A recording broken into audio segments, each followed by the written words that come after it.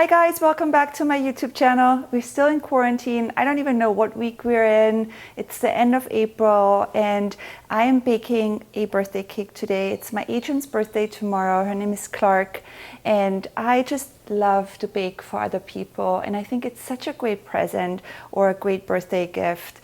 I posted this coconut cake just recently, a few weeks ago, on my Instagram stories, and a lot of you have asked me to recreate it. So here I am today. I also just want to mention quickly, I have been baking my own birthday cakes for my kids. I don't even remember, since they're like 2 or 3 years old, and every year for their birthday parties I would make their own cakes because I'm European and I don't know what it is, but with some of the American birthday cakes I just can't, with all the artificial flowers and colors, and I just think they look really pretty, but I find them to taste very artificial. And it's also a tradition. My mom always made her own birthday cakes for us when we were kids, and this particular coconut cake is a favorite in my entire family. My kids and my husband love this cake, so I wanted to share it with you guys. So let's start baking. So I have my little recipe right in front of me. This is the Barefoot Contessa coconut cake. I love baking with her recipes, and this particular coconut cake of hers is amazing. So with baking, there are a few rules you really have to follow, and it's not like cooking where you can sort of like be creative and do your own thing. I like to follow a recipe exactly. The only thing I do sometimes is I put a little bit less sugar. I always do a little bit less sugar than the recipe requires. And the other important thing when you start baking, especially with this cake, is have everything room temperature. So if I know, like I knew that I'm baking today, I put out my butter and my cream cheese and my eggs the night before, so it's all really nicely room temperatured. I have my butter right here, it's room temperature. I have my eggs, which are room temperature, and I'm going to show you now. I have my KitchenAid, and the most important thing is room temperature, and you always want to start with the butter and with the sugar first, and you want to mix that for a really good amount of time, like 5 minutes, and then we add the rest. So the first thing I'm doing is I'm putting in my butter, which is nicely room temperature. As you can see, it's super soft, and that's how you want your butter to look like. And I have 3 sticks of butter, but don't worry, I'm going to put all the measurements down in the description box. So we put 3 sticks of butter. And then I have 2 cups of sugar. I did a little bit less. And then you want to mix this for about 3 to 5 minutes in your KitchenAid. All right, so this has been mixing for about 3 minutes. It's really nice and fluffy and airy. And now we're going to add the eggs one at a time. I have 5 eggs room temperature. And we're also going to add the vanilla extract and some almond extract, 1.5 teaspoons of each. And I'm going to just add it right now. I'm also going to put in 1.5 teaspoons of almond extract and vanilla. All right, for the dry ingredients, we have our 3 cups of flour here, which I've sifted, so it's really nice and fine. I also added my baking soda, baking powder, and salt to my dry mixture, and that is going now into our wet mixture. For my wet ingredients, I just go in with a silicone spatula and I just take down the side part. I just push it down a little bit so it's all nice and mixed together. And now I'm gonna do my dry ingredients, and I also have a cup of milk here. And I'm going to alternate, so I'm going to turn it on low. And it's really important that you don't overmix this step. You're going to have to work really quickly. I'm going to start with my dry. And I alternate and put a little bit of my milk in. I go back with my flour. Put my milk back in. Do that maybe 3 times. Flour, last milk, and then I end it with my flour. And again, do not overmix this part. This should be done right now. Okay, I'm gonna end it, and I'm gonna go back with my spatula and just sort of like mix it one more time. It looks really beautiful, the batter. And at the very end, we're gonna add 1/4 cup of shredded coconut. And I'm going to just mix this with my hands or with my spatula. All right, this is what our batter looks like. And next step is you're going to fill it into these 2 9-inch round cake pans. This is what they look like. I have already buttered them and I put some flour around it so they won't stick. And all you have to do is fill them evenly.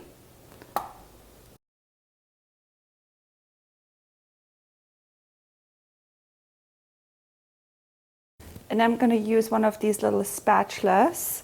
I'm going to just even out my cake mixture.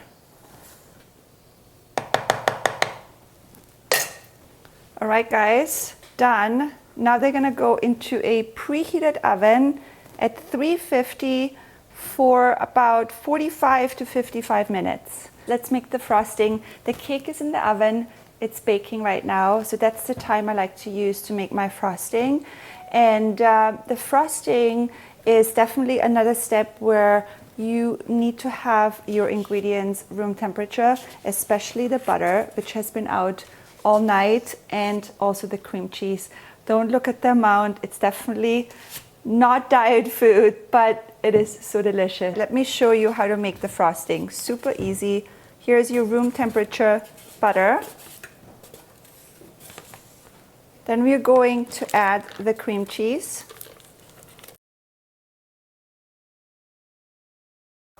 And then I'm also going to add some almond extract. I'm going to do a little bit different than the recipe says. I usually do a 1/2 teaspoon. And I'm adding 1 teaspoon of vanilla.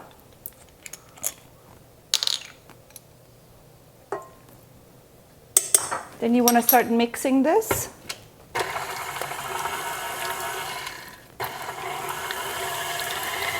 I would say for about 1 minute. Okay, this is really nicely mixed together now. Now I'm going to take my powdered sugar, and this here it's quite a lot, you guys. It is 1 pound of confectional sugar, and what I did already, I sifted it, so it's really nice and fine. And now we're going to add the confectional sugar to our cream cheese and butter mixture on low speed, and just slowly add it.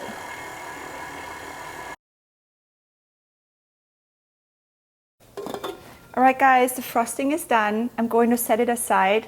I'm going to wait till my cake comes out of the oven. I'm going to put the cake onto a cooling rack. Just wait for about an hour or so, and I'm going to show you how to assemble the cake. Cake has been out of the oven for, I would say, about 10-15 minutes. It's still quite warm, but I want to get it onto my cooling rack. I have this cooling rack here with some parchment paper, and all I'm doing is I'm cutting around the edges of the cake so it can come out. The same thing on that side. And then I'm going to lift it up. It's so hot, so I want something to protect my hands. I'm basically just lifting it like this, and it comes right out because we did butter it before and we put some flour in there. All right, same thing on that side. Just turn it, and then it's beautiful. And then what I do is I turn it around again to the original side. Whoops, it's still really warm. And now we're going to let this cool for about an hour. All right, so the cake has cooled off. And what I like to do for it to look perfect is I like to cut the top off with a serrated knife like this. And I just cut so it's not so round. So when you stack it together, it looks nice and even. So I just cut this part off. literally just the top. And it's such a good snacking part. I always save this for my kids or for myself. So this is the first one. Put it aside, and I'll cut this one as well. I'm going to show you in a second why I'm doing this. All right, perfect. I'll put these guys aside. Now, what I normally would do is I would decorate this cake on a cake stand, but because this cake is going to my agent Clark, it's her birthday present, what I like to do is, I'm going to show you, I buy these travel boxes which look like this, and you can find them either at Michael's, or I bought mine, I buy like a 10-pack on Amazon, and these are really handy because I can just really, you know, put my cake in there and close it up, and it's easy to bring to a friend's house. I'm gonna decorate the cake directly onto my cake box, and I put parchment paper underneath, so because it's gonna get a little bit messy. So I'm just gonna put the parchment paper, and I'm gonna take my first part of my cake, just this guy, put it right here. And then I'm going to put it sort of in the middle. And then I have my cream cheese frosting, which we made earlier. And then I have these two guys, which are super helpful. There are two sizes of spatulas, this big one and the small one. And this is going to help me create the cake or decorate the cake. So let's start with a nice big dollop of the cream cheese frosting, maybe 2 dollops. Or maybe 3. Why not, guys? And then I'm gonna take my spatula right here and just make it nice and smooth. And I feel like it needs a little bit more. So let's do one more dollop. Maybe a little bit more. Okay. Again, this is not a diet cake, guys, but it's so good. Oh my gosh, I love this cake so much. All right, so this is the first part, and the spatula makes it like really easy to decorate it and to move it around. And again, you see how important it is that the frosting has to be room temperature, because if you don't have it room temperature, it won't move around. So that part is really important. Okay, now we're gonna take our second cake, and then we're gonna flip this guy. I'm gonna put that on top, just like that.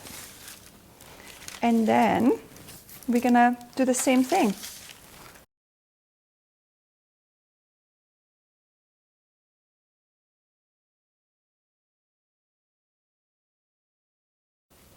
I just put the parchment paper down with my spoons because it was driving me crazy. It kept coming up. But it's the frosting is on, and now the next step is putting the coconut. So I have these coconut flakes, which are shredded coconuts, and I'm going to put them on the cake, just like that.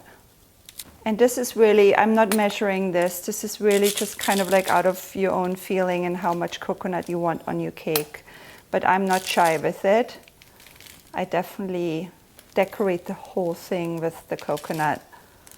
The sides are a little bit tricky, you guys, to put the coconut on. What I usually do is I put it onto my hands like that, and I kind of just like throw it on like this. And then I just kind of go around it like that. I haven't found a different method. If any of you are watching this and if you know of anything better, then let me know, but I just kind of go like that. And that's why it's important you have something underneath, because we want to clean that part up, obviously, before we pack it up and give it away. I cleaned it up as much as I can. I cut around the parchment paper, and now it's ready to be boxed up. And one thing I want to mention is I don't like to put my cakes in the refrigerator because it changes the texture and it's not as fluffy. I put my cake into a very cold or air-conditioned room, and I will probably deliver this cake tonight or tomorrow morning, and it's ready to go. All right, guys, I hope that you enjoyed this baking video. I hope that you guys are all safe at home, and let me know if you would like to see some more baking videos or what you would like to see next. This cake is ready for delivery. It's so easy to make and it's so fun. I really encourage you guys to try to make your own cakes. Try to make it as a gift to one of your friends. Tag me if you make one, take a photo and send it to me. I would love to see it. Don't forget to subscribe as always, and don't forget to like my videos, and I see you in the next one. Thanks.